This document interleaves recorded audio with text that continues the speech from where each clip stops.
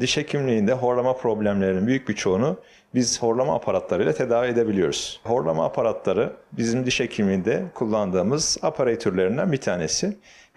Bunu gece yatarken takarak horlamadan kurtulabiliyoruz. Alt çeneye ve üst çeneye ayrı olarak takılıyor. Kişiye özel uygulanıyor. Ölçüler alındıktan sonra yaklaşık 1-2 gün içerisinde aparatınız hazır oluyor ve uyurken bu aparatları kullanıyorsunuz ve horlama artık kabusunuz olmaktan çıkıyor. Gülüşünüzü önemsiyoruz.